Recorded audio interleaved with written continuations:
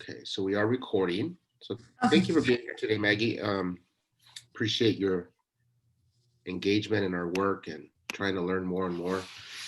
So today's conversation is around using data in shared decision making, and this is kind of part one because in part two we really go into some more deeper dive work in data.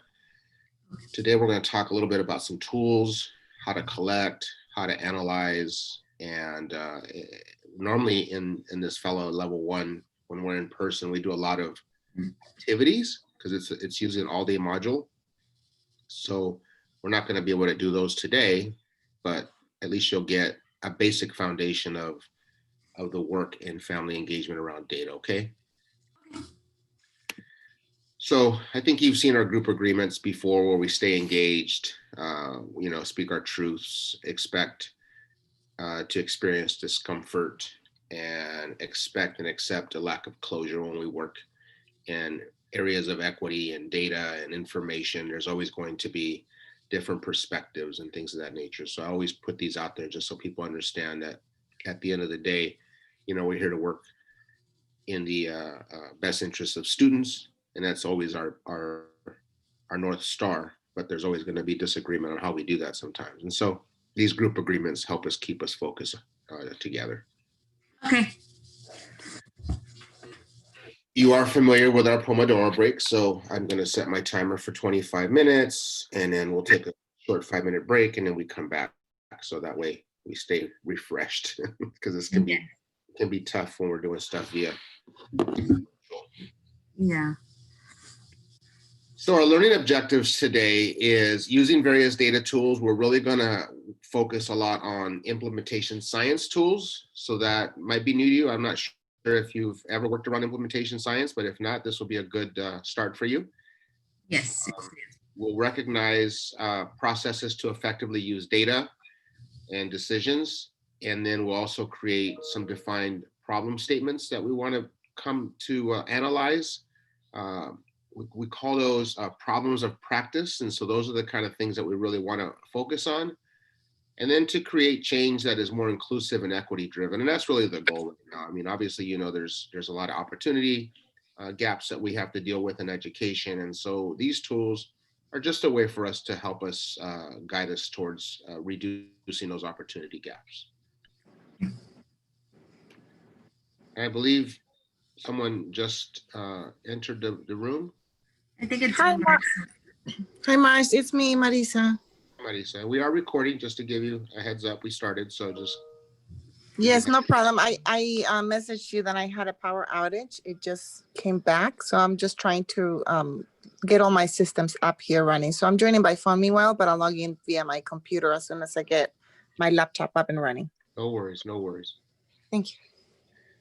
So Maggie, the definition of shared decision making, and this is something I think is important because as we work a lot around LCAPs and our school site councils and our ELACs and our African American Parent Advisory Councils, our CACs, and the various other parent leadership groups, it's important to have a definition of shared decision making.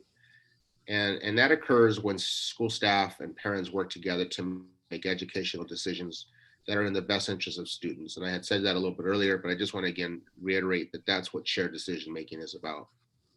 And that the optimal decisions consider evidence-based information about available options, the knowledge and experience of staff and the parents, and their values and preferences. And so I think that's important because we all bring different perspectives. And so what we're trying to do right now is what I call shifting a discourse between blaming and working together. And I think that's going to be the important piece to this whole conversation today that we have for the next hour and a half or so. Okay? Yes. So we do have workshop resources available, and they are here in this link. And so everything that's in there is going to be in the link so that you have all the available resources. Particularly, and I should have sent this to you earlier, but I didn't, is some readable information that needed to be read before, but that's okay, we'll read it after. But are you able to access this right now, Maggie, or do you want me to? I'm Let me trying put the to. link in the chat. Okay, I'm trying to scan it, but I don't know. It's not opening. Yeah. I'll put the link in the chat, and then that might be Okay. easier for us to. Yeah, I might.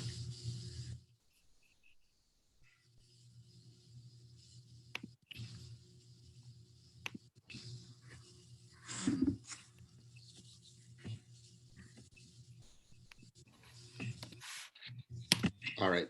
The link's in the chat. Got it.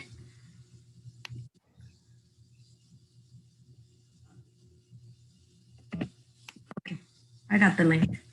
Beautiful. So the next part of today's session is really getting into this shifting the discourse. And if you have a chance, if you could just open up that document right now and skim through it, I'll give you about 3 to 4 minutes to kind of skim through it. And we're going to have a conversation about this shifting the discourse article. Okay, so you have a moment. Are you able to open it? Yeah, let me go over there. Awesome.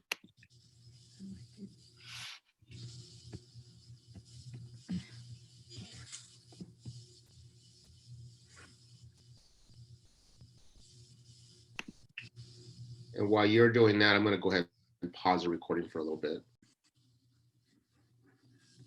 All right, so we're back in recording. So thank you, Maggie. So did you get a chance to review the Shifting the Discourse article? Yeah, I read some of it. I didn't get through all of it, but yes, I reviewed it. Because Marissa took up a lot of your time earlier. I get it. No. So what you got to read, are there any clarifying questions you may have about the article? Well, I mostly read the beginning, but I agree how it kind of says how you have to, you have to not make it about victims and not and like people in power. You have to kind of just move forward and work on ways to improve things now. Mm-hmm. So I thought that was relevant to everything going on right now too. So, there's connections that you could make between, the article and what you hear possibly in your district or in other districts or in other teams that create, kind of a rub in a way that, we need to move from a discourse one conversation, which is this slide here, to a discourse two conversation, right? So yeah, when you think about discourse one conversations, right? And discourse just means, having, these conversations, these exchange of information kind of things. And in this case, a lot of people will talk about, we just need to improve what exists. We want to answer and have technical fixes. We want to externalize or give blame to others. We look out the window and say it's their fault versus our fault. It's the parents' fault. It's the student's fault. We have students in poverty. And so we'll use a lot of excuses to why we can't do some of the work. And then we put limited time and ability into the work. And a lot of times resources, meaning, it could be funding, it could be staff. So that's kind of discourse one. And the question is, how do we move the conversations from a discourse one to a discourse two, where we're addressing what we say root causes? And if you're in the statewide initiative that we have with CEI, there was a report driven that gave us 6 root causes around why there's not effective family and community engagement. And those are the things we're working at the state level. But at the local level, some of those overlap, and then there's some other issues that may happen within your own local context, but we have to be able to address those root causes in order to move forward. We have to have a lot of inquiry and adaptive challenges and an internal reflection, looking in the mirror in ourselves and say, okay, what can we do that can make a difference in the lives of children? And then getting started any way we can. A lot of times, we're afraid to get started. We don't know where to start. And the question is, just start somewhere and let's get working and moving forward for the, again, the best interests of students. So does that make sense? Is just changing the way things go from that discourse one to discourse two for you, Maggie? Yeah, it does make sense. Good. And that's hard. And, you're in a system where, you have to lead from the seat that you sit in. You've always heard me say that. And so there's a lot of pulls and tugs that can happen within the work that you do. But you just got to keep influencing and keep giving information, because you're also a source of data. When we think about data, you being in the front lines are a source of data. And so I want you to know that you are a leader in the work that you do, and just continue leading from the seat that you sit in. So earlier I spoke a little bit about improvement science and tying that into equity. And so the big three pieces in improvement science is asking these questions. And the questions are, what are we trying to accomplish? What changes can we make that will result in improvement? And how will we know that that change is actually working towards improvement? So those are the big three questions in improvement science. When we tie that into equity, then we have to ask these questions. And the questions are, does what we are doing or trying to accomplish address the issue of equity in our district?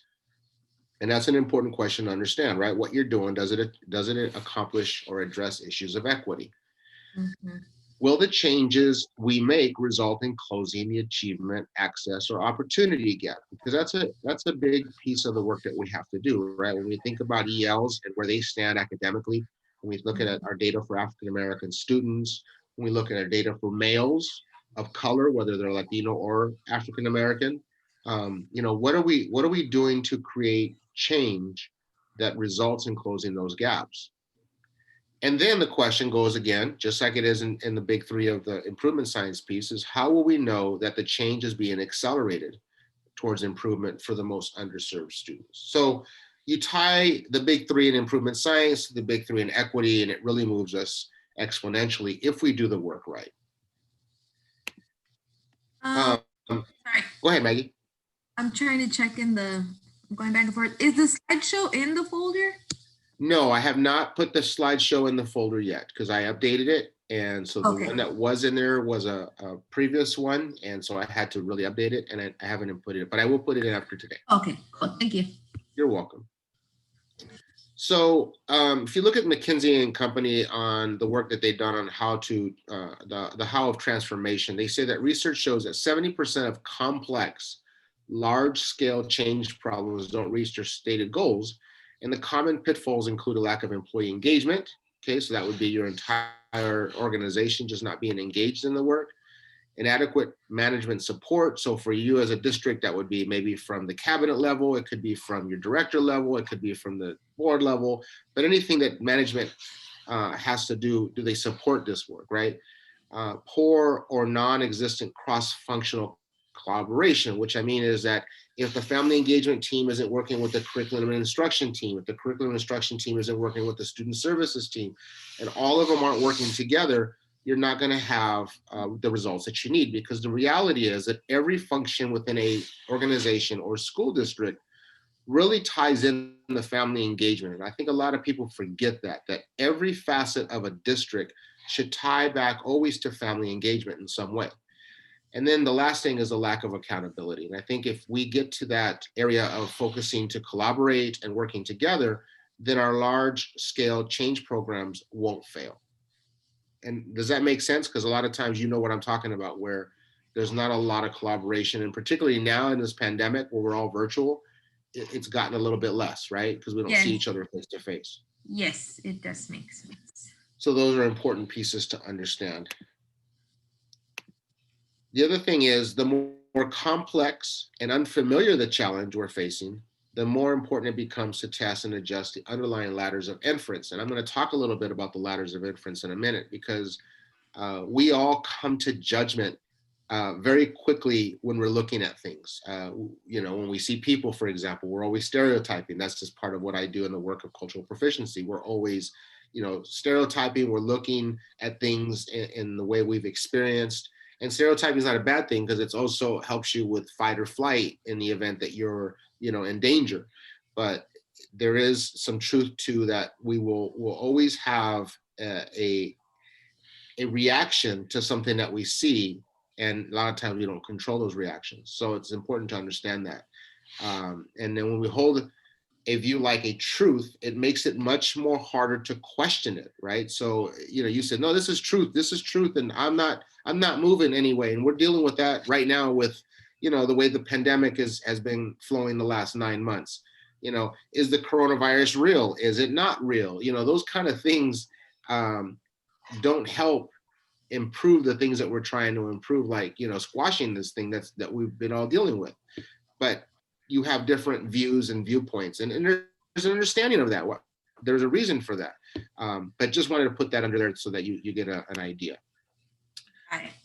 So hopefully, you know what, let me stop sharing real quick because I'm not sure when I did share if I did the sound.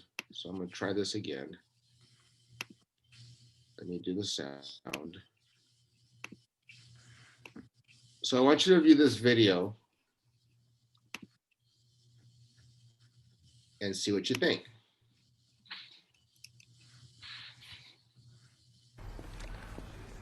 Hey, you got to get down. Come on.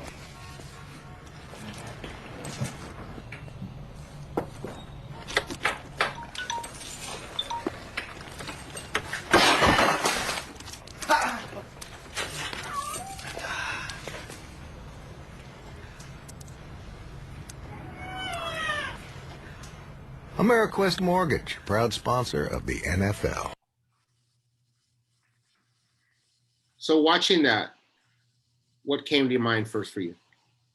So you kind of have to know the backstory. You can't just assume things. Yeah, so the wife walking in, seeing the husband with the cat, the knife, the spaghetti sauce that looked Yeah. like blood. Your first impression was, She killed my cat. right, or is in the process of, right? Like whatever is going through, there's something that's not right. Yeah. But you said it, the backstory, right? The dude is trying to make a romantic dinner. He's setting up the flowers on the table, you know, and all of a sudden the cat comes in and makes things, you know, not so good for his romantic dinner. Yeah. So yes, not knowing what the backstory is can really put us into some precarious situations when we're thinking about looking at data. And so that's why I wanted to show you this. Hey, you There. got to get down. Come on. I wanted to go there. So this is where we get into the ladder of inference. And the ladder of inference really starts at the bottom, right? So when you're looking at data, you have this pool of available information right before you, right? You're looking at it, you're reading it, you're dissecting it, you're digesting it. And obviously when you go through the ladder, you're looking at, okay, what data points will I select? What will I describe? What will I interpret? What will I evaluate? What will I theorize? And then conclude. And so it takes you in various directions where, you know, from 1 through 5, you can say, okay, do I take action? 1, 2, you get to 3, you're like, okay, there's some assumptions, there's some values, there's some context to this that I don't understand. I may need more information. But going through a data walkthrough gives you these 5, you know, areas to highlight. It's a protocol. So basically you're going to do data walkthrough and highlights. And a lot of times I like to do data walkthroughs with parents. So like when you look at the data that you may have collected over the time that you're collecting, and we're going to talk about those in a little bit, have parents dissect and describe and select kind of things to look at. What do you see and notice? And then you really begin to write down some things that you see and notice. What questions does the data raise for you? Right? Because it's going to always ask you some questions. And then you're going to come up with the hypothesis. You remember when you were in science class in school, they would say, okay, you're going to do an experiment. What's the hypothesis? What do you think is going to happen? Yeah. And then what's the next steps that you have to change ideas for future testing or further investigation? So this is really a protocol that you should do not only with yourself, but your parents as you're doing the shared decision making data. So I'm to the point now where I'm at my 25 minutes, a little bit over. And so we're going to take a quick break. I will pause the recording and we'll come back. When we come back, Maggie, in the drive, there is a document there called Norms and Pitfalls. I think it's called Reviewing Data, Norms and Pitfalls. Mhm. That'll be the next read when we come back. And so when we come back, take that 5-minute break, then when you come back and read, and then we'll get started on the work, okay? Okay. All right, so I'm gonna pause. Okay. All right, so we're back. Thank you, Maggie, for coming back with us. I didn't scare you away. No. So you were able to look at that document, and it kind of gave you some norms and some ideas of how to review data, correct? Yes. Okay, what did you think? The ones that stood out the most to me is the bullet point that says seek to understand differences of perception before trying to resolve them, and ask questions when you don't understand. I think that just goes back to like trying to understand everyone's perspective so you could have better outcomes. Yes, yes, good way to see that. And that's important, and it's difficult for us to do that. Remember when I went back to our four workshop norms, right? That there's going to be a time where you might have to accept and expect non-closure on issues because there's different perspectives. But at the end of the Yes. day, is do you come to an understanding? And that's good to see that. So thank you for bringing that up. So in the work that we do around data for family engagement, I guess we're using improvement science tools. And so here's an introduction to some improvement science tools. And that's what we're going to be doing today, is really introducing you to the tools. In FELA level 2, we're really going to take a deeper dive into how do we do that ladder of inference that I just introduced you to earlier, to look at data, and then translate, interpret that data so that we can make quality decisions and changes as a collective group. So I want to preface that because, like I said, today is really content heavy on some tools. And so there might be a lot of clarifying questions you have after today, but that's okay. And like I told you before, we're available, Marissa and I, to do some one-on-one with you as we move forward. So the improvement science tools and techniques that we will learn about today are not exhaustive. So I want you to know that there are other tools. I'm just going to give you some basic ones today that will allow you to work with your team, keep you organized, directed, and focused, okay? Okay. And using the tools presented today can be done separately or in conjunction with one another, so that there's not like this one tool that says, oh, this tool is only going to be used in this area. No, there's sometimes the tools are all used in conjunction because we're really trying to focus on different areas of data collection and data interpretation, okay? So here, we could do this real quick together. On your own, can you identify 2 or 3 improvement opportunities within your area of influence? So what I'm asking you to do right now is, within your sphere of influence, within the area of focus that you lead from, what are 2 or 3 opportunities that you think can be improved on? So write those down. We won't discuss them too much today, but I just want you to have something in writing that as we move forward with the tools today, you may be able to take these 3 improvement opportunities and start creating some data points from those, okay? Okay. So I'm putting you to work right now. And so again, identify maybe 2 or 3 areas of opportunities that you think you can improve on, or not you, but your sphere of influence. So you work in family engagement, so the Family Resource Center is under your purview. So 2 or 3 improvement opportunities that you could see right now that kind of stand out, okay?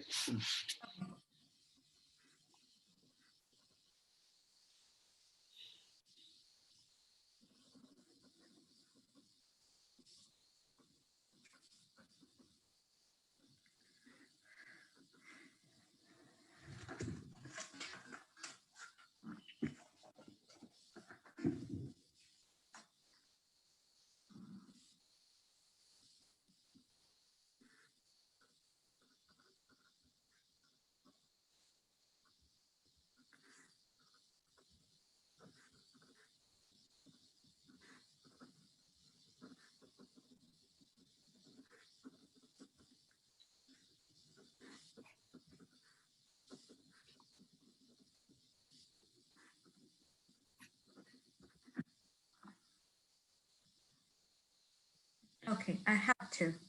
Awesome. I know we were saying we weren't going to get deep into them. Can you share just one of those 2? Yeah, the first one I put was getting more parents engaged instead of just the same ones, so they can be more comfortable with us. And then when we need them to share info, like what they would like to see improved or changed, then there'd be that connection there and they would be more willing to participate. Okay, okay. So let me get into, and normally what we would do is, everybody would come up with, their own 2 or 3 improvement opportunities. And when we're together, what I like to do is bring teams of 4 or 5 people together and decide on just one area of focus, and then we go through the tools. So just to give you some background on why I asked this. So what is continuous improvement? It really is a method of making small incremental improvements to contribute to increased competitiveness or productivity or teamwork, employee engagement, reducing costs, improving equity outcomes for students. It's a myriad of things. You can use it in your own personal life. You can use it in the work. But continuous improvement is just what it is. So I look at this as like, when we're always trying to diet, right? Right now it's the holidays and you're like, what? I need to lose weight. This COVID body of mine is killing me. But we say that, but we don't make incremental improvements, right? And that's just something that all of us do. We always set ourselves up for failure. Right away, we're going to start working out, we're going to exercise, we're going to do all that. And the reality is we have to really make small incremental changes in order to get the results that we want. And so, one of the things might be, I should drink more water daily. That might just be the one thing you do different right now without having to exercise, without eating different, just drink more water, right? That'd be one incremental change. Yes. Once you get into doing that as a habit, the next thing might be, what, maybe now that I'm drinking water, I'm going to go and do a walk every day for 30 minutes.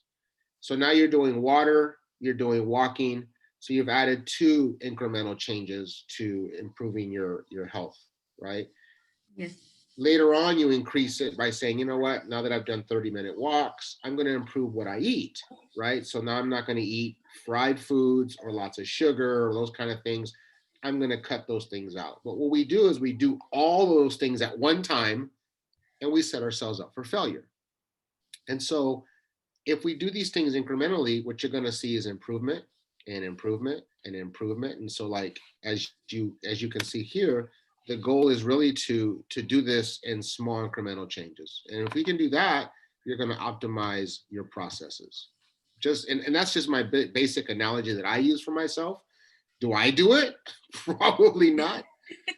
But if we think of it in those terms, it's easier to take the bite out of the elephant, right, than to try to eat the elephant all at once, as they say. Yes. The other thing is having a mindset, right? And the mindset's important. And if you don't have the mindset, change isn't going to happen either. So one of the things is that we have to shift thinking in order to see the issue more deeply.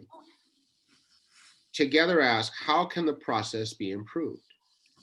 Then we get input and feedback from folks. And so this is where we talk about shared decision-making, right? Getting input from everybody. Setting measurable objectives to optimize our process. The more visual the process, the easier it is to identify the status and problems. Many people that we work with, particularly with our families, are very visual. They want to see things. I know I'm a visual learner. That's why I like PowerPoints, because you can see, you can hear it from someone and given the story.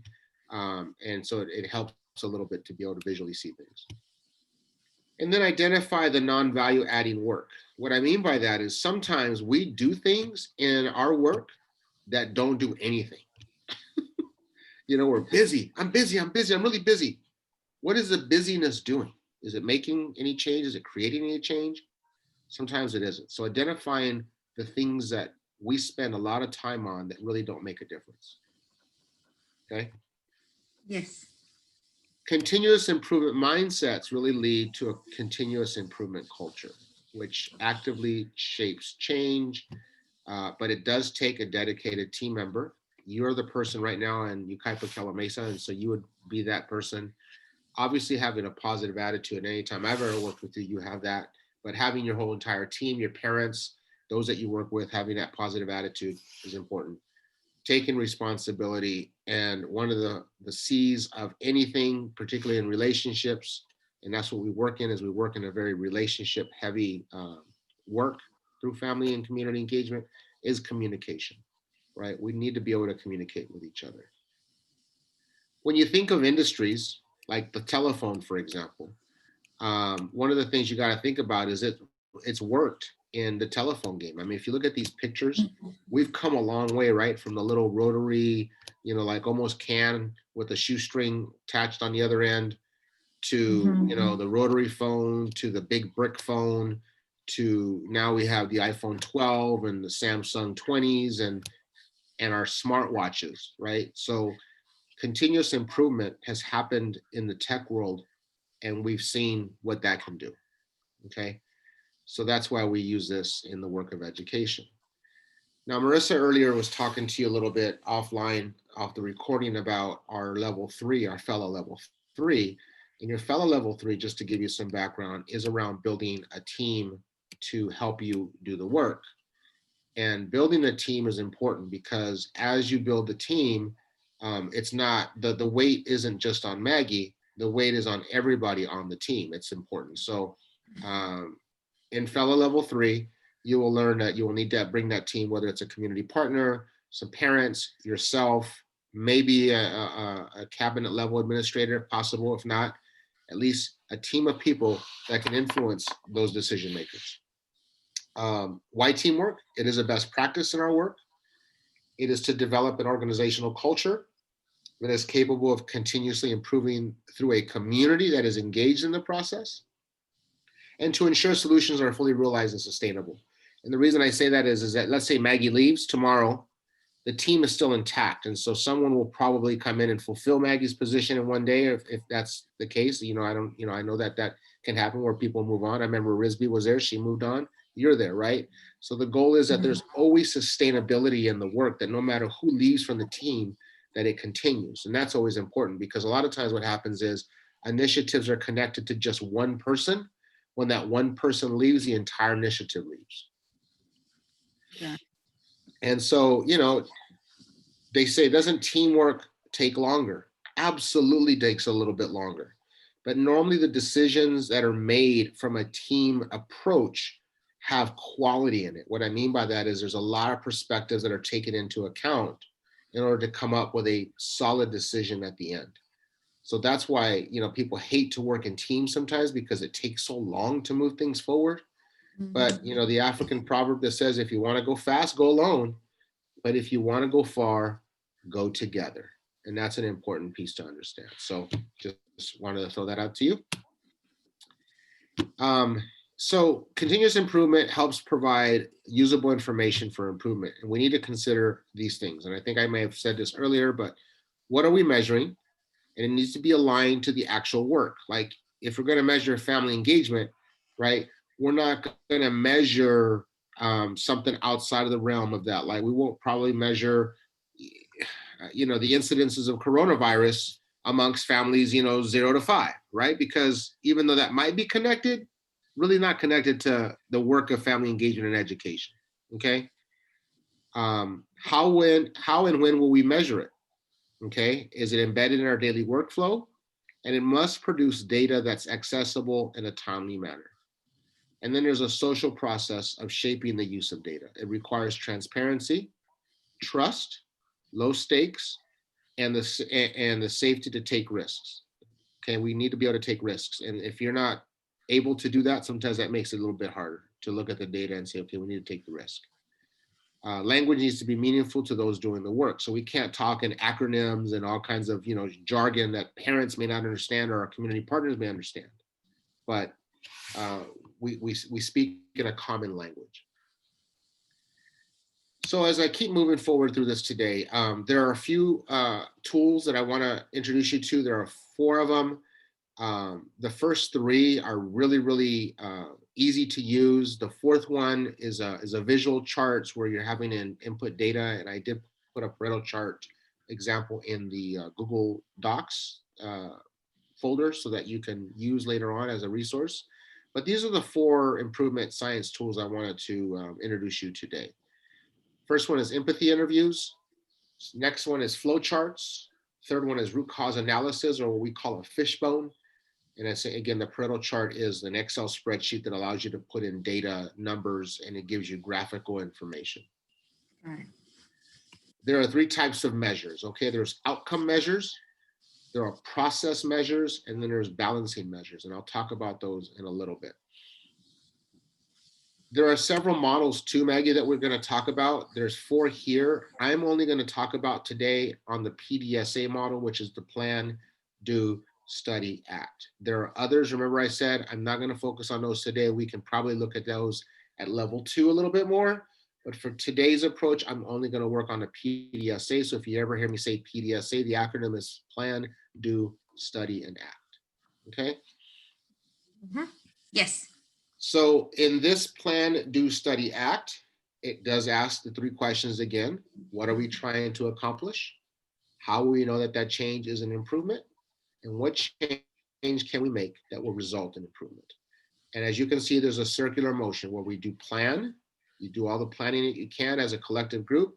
You go out and execute it. Then you study what you've executed to see what has happened.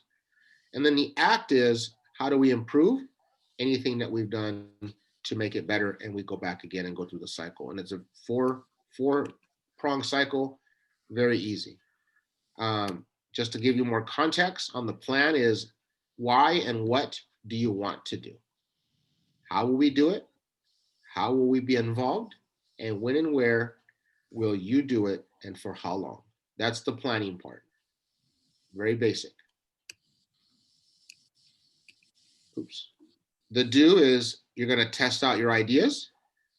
Small scale changes, like I said. So remember, I go back to my weight loss thing, what are we going to do? Small scale changes.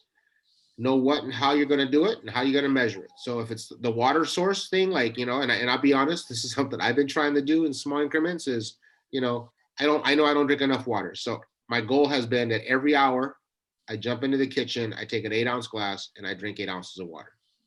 If I do that for 8 hours, that's 8 times 8, that's 64 ounces more than I probably would have done in any other day, right? If I continue to do that for 10 or 12 hours, then everything else is gravy. But those are just the small things that, this is for me as a personal thing. I've been doing it now for 3 days since Sunday. Good job.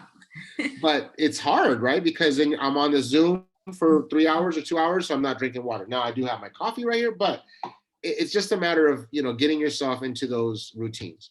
If I don't drink 2 glasses in the last, 1 glass in the last hour, I'll drink 2 in the next hour, at least get those into my body. So, I've done what I'm supposed to do. But anyway, small incremental changes. And then the study.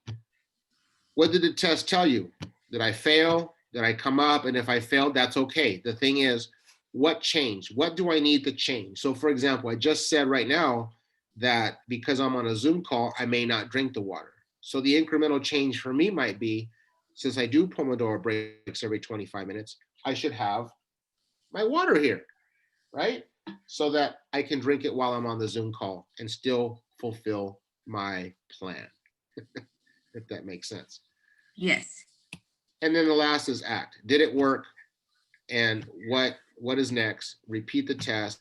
Are there any different ideas I need to make sure I do roll out bigger or involve more people, right? So do I need to have, maybe if my wife is home, to remind me, baby, drink your hourly water? No, I didn't. Thanks for reminding me. Like other things that I may need to do to keep me accountable. So that's the Pdsa cycle in a nutshell. So one of the 4 tools, empathy interviews. Empathy interviews are fun because here you are working with parents or stakeholders to gather data. Earlier, you took the family-friendly school module. You remember that one? Yes. Where? So when you took that, you notice there were some questions in the tools that I gave you around family friendliness, right? Yes. That's really an example of an empathy interview. You're gathering data from asking questions, allowing people to give you information. This can be done one-on-one. This can be done in focus groups with parents, focus groups with stakeholders, focus groups with students, whoever it may be, but you're gathering information through what we call empathy interviews. The next slide here tells you how to do it. You're going to ask why. There's some things that you probably never will say, like usually when asking a question, instead ask about a specific incident or occurrence. It gives you some specifics here. And it also talks about paying attention to nonverbal cues. Be aware of body language and emotions that might be coming from the data that you're doing through the empathy interview, because a lot of that will give you information as well. Does a person look comfortable? Do they look scared? Do they look, those things are cues that you might also be able to read into. All right. And I'm not going to go through every bullet point here, but it gives you some ideas on how to conduct your empathy interviews.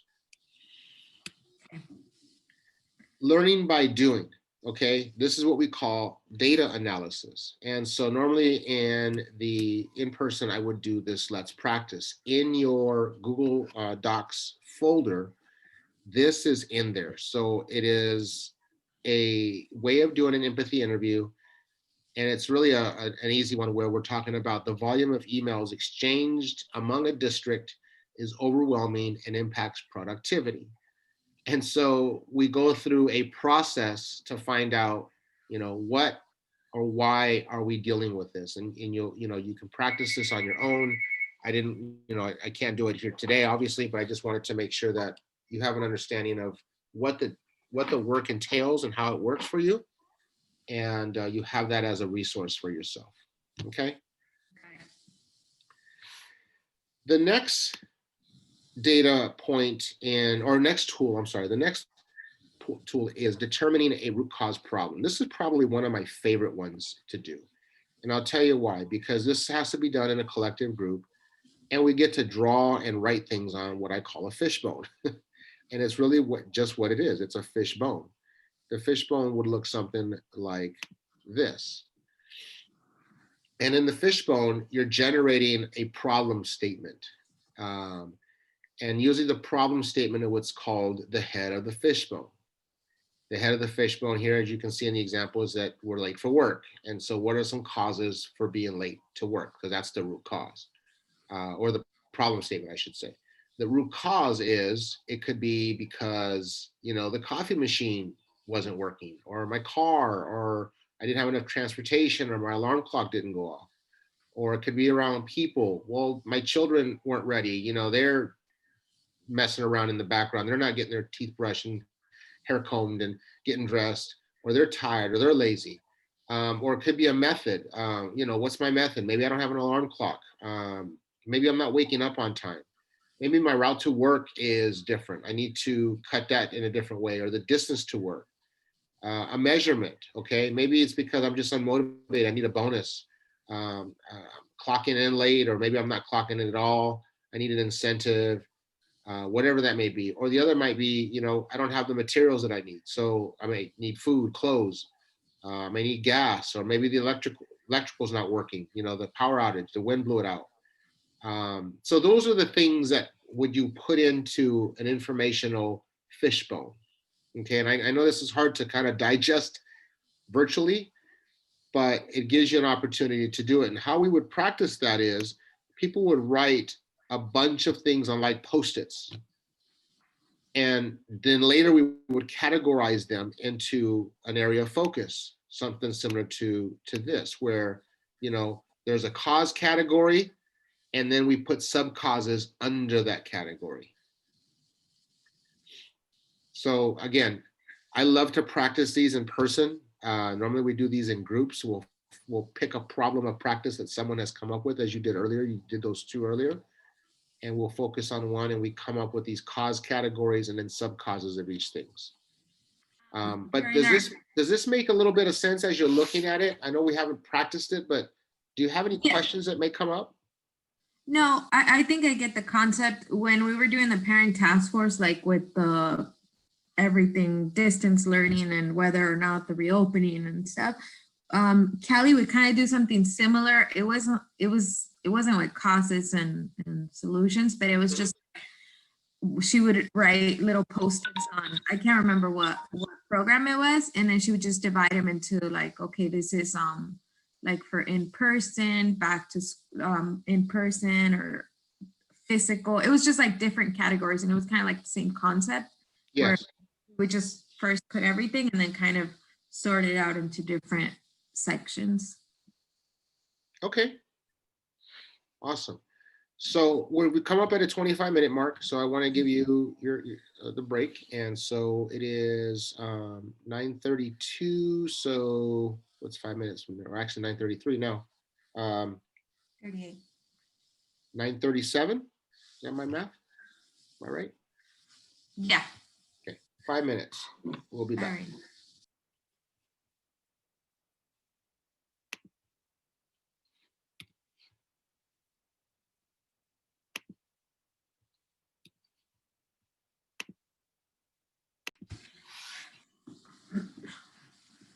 All right, thanks for coming back. Thank you. So going back to root causes, just wanted to give you some highlights here. So why do we want to determine root causes? Is to prevent problems from reoccurring, promoting happy parents and stakeholders, that's important for us, and then ultimately increase family and community engagement.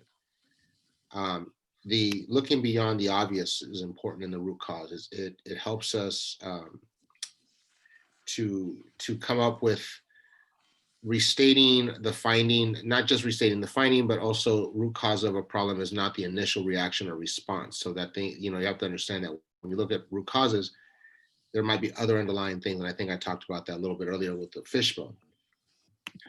Often a stated root cause is the quick but incorrect answer.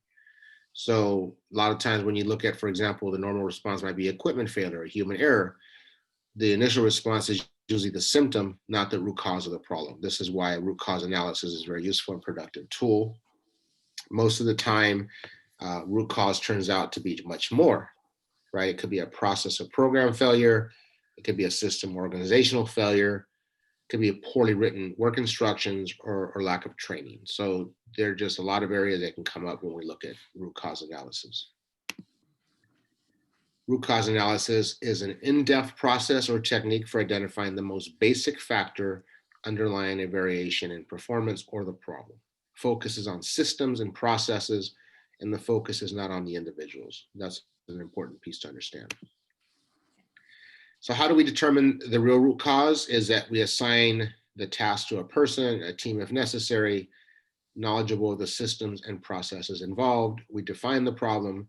We collect and analyze facts and data, develop some theories and possible causes. There may be multiple causes that are interrelated, and then systemically reduce the possible theories and possible causes using the facts.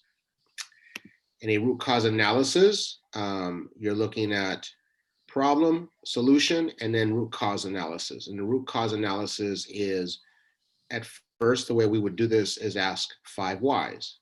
Direct cause and effect, drill down questions.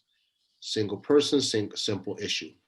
From there, we would brainstorm possible causes, work in a group on a complex issue. So the example of the 5 whys would be here. You say, we have lack of parent participation or ELAC. Okay, why? One of the issues might be schools are not friendly. Another issue might be lack of information.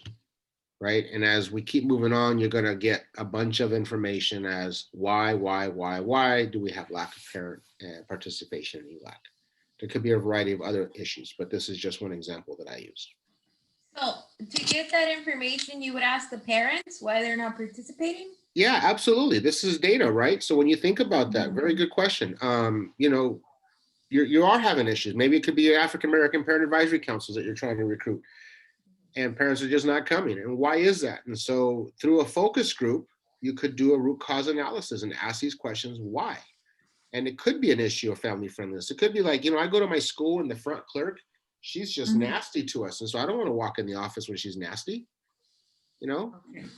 or I'm not getting the information. Well, why not? Right. So then we would drill down into the lack of information issue. That could be a root cause in itself, right? Are we not getting the information out in a timely manner? Are we not using the proper venues for information?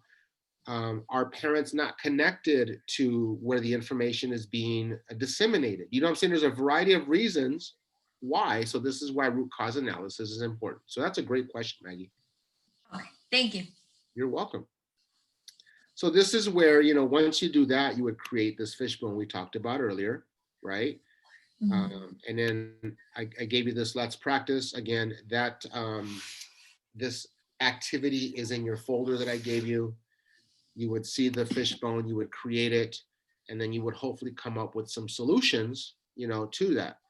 At the end of the day, you may not be able to come up with anything, but at least you've gathered some data. You may need to use another continuous improvement tool, which I'm going to get into the next thing, which first starts off with this cartoon, right? This cartoon says, good work, but I think we need just a little more detail right here. Now you see this person wrote all these squares and dots and circles and lines, right? And then here it says, then a miracle occurs and we're done. Yeah. But you see the complexity of this process over here on the left. Well, process mapping is similar to this cartoon, okay?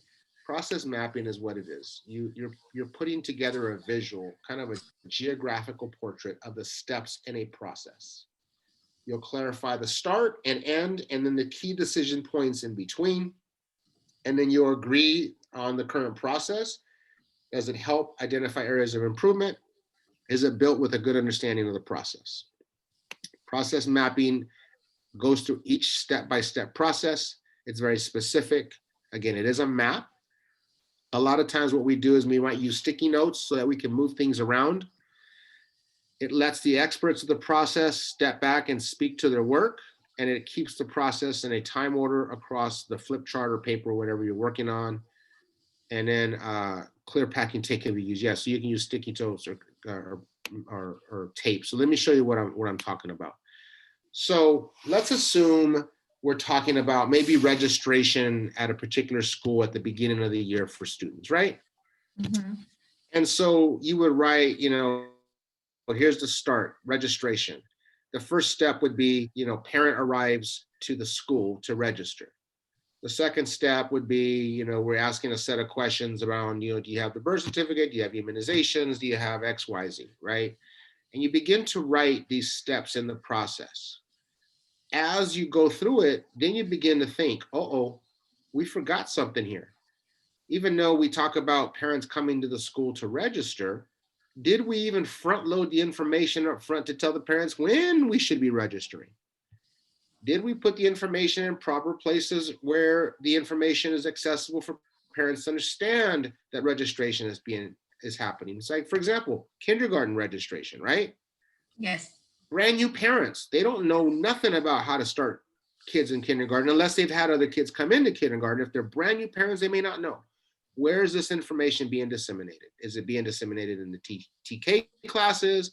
Are you going to the local preschools in the Yucaipa-Calamasa area and giving informational sessions? Like, what are we doing in the beginning before the parents even get there? So this is where process mapping will really help you to know if we're doing things correctly and what might be missing, okay? Okay. Here's another way of doing it, right? Here's another process method. So I said here, register for 9th grade classes.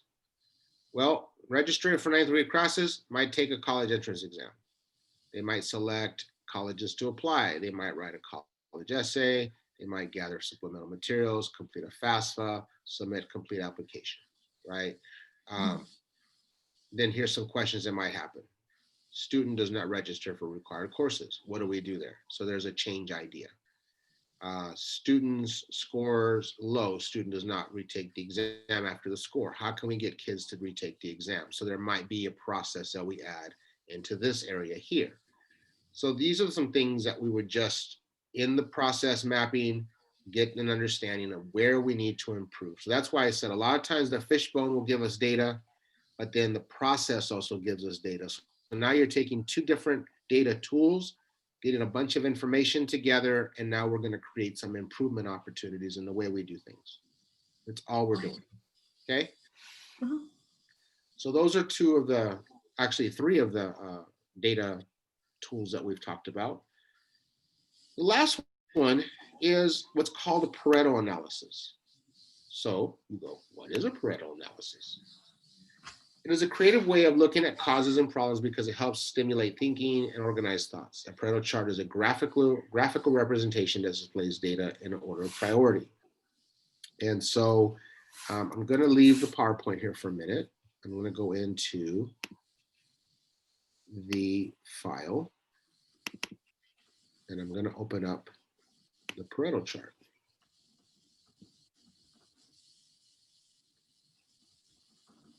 So hopefully you can see my screen where the Pareto chart is. Yes. So here, what it allows you to do is you put in information such as when you're gathering information, let's say you're doing a empathy interview, you're gathering information, and out of 100 parents, you're trying to create a family-friendly environment. There's complaints from parents, right? That phone isn't answered in a timely manner. Well, let's say 54 parents said the phone isn't answered in a timely manner, right? Parents walk into the front office and the front office is rude. 66 people say that. Lack of information, 19 people say this. Staff doesn't greet you, 12 people say that. And then lack of Spanish speaking staff, 10 people. So out of 161 parents, these were the numbers of things that were coming up, right? So when you look at the numbers and you look at the graph here to the right, which graph stands out the most to you, Maggie? The rude front staff. Yeah. So you would say, maybe we need to focus on that. You might say that, right? Yeah. Or you could look at the one that's least, lack of Spanish-speaking staff. 10 people said that. A lot of times what people might do is they either go to what's called low-hanging fruit, saying, you know what, we have Spanish-speaking staff. Probably they're just not accessible at the times that parents are coming. So you know what we should do? We should place them in places that our parents are coming in and at point of contacts, and we can really deal with that issue right away. And that'd be one thing less that we have to worry about, right? Yes.